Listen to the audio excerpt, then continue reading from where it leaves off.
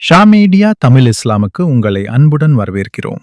இந்த வீடியோவை பார்த்து கொண்டிருக்கும் அனைத்து பார்வையாளர்களுக்கும் அஸ்ஸலாமு அலைக்கும் வரஹ்மத்துல்லாஹி வபர்காத்துஹு. அன்பார்ந்த சகோதர சகோதரிகளே, இஸ்லாமியர்களின் இதயத் துடிப்பான கஅபா, உலகின் மத்தியில் உள்ள இந்த புனித கட்டிடம், அது எப்படி உருவானது? யார் கட்டினார்கள்? ஏன் இந்த கட்டிடத்திற்கு இத்தனை மதிப்பு? இன்று நாம் கஅபாவின் கட்டுமான ரகசியங்களை விரிவாக பார்க்கப் போகிறோம். கஅபாவின் வரலாறு.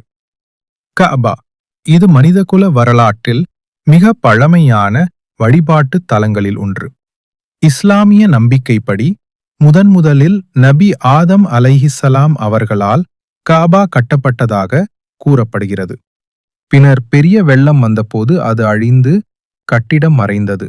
அதன் பிறகு நபி இப்ராஹிம் அலைஹிஸ்ஸலாம் மற்றும் அவரது மகன் இஸ்மாயில் அலைஹிஸ்ஸலாம் அல்லாவின் கட்டளையால் அதை மறுபடியும் கட்டினர்.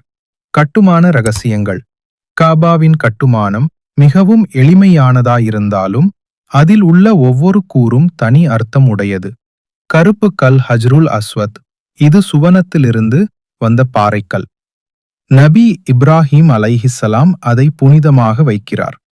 இப்ராஹிம் அலைஹிஸ்ஸலாம் கஅபா கட்டும்போது நின்ற இடம், அதில் அவரது பாதச்சுவடுகள் இருக்கின்றன.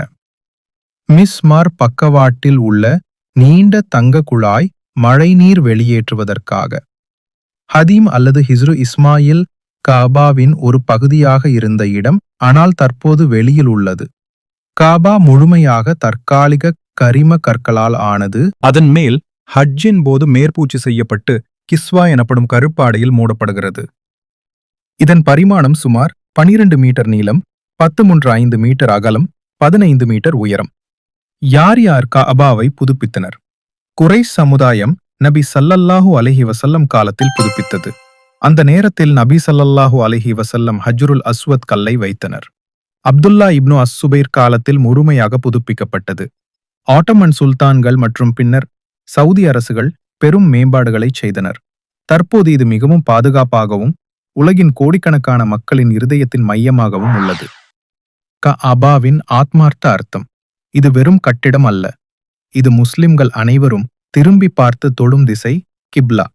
இங்கே தொழும் ஒவ்வொரு தொழுதையும் சுவனத்தின் தொழுதை நேரங்களை பிரதிபலிக்கிறது.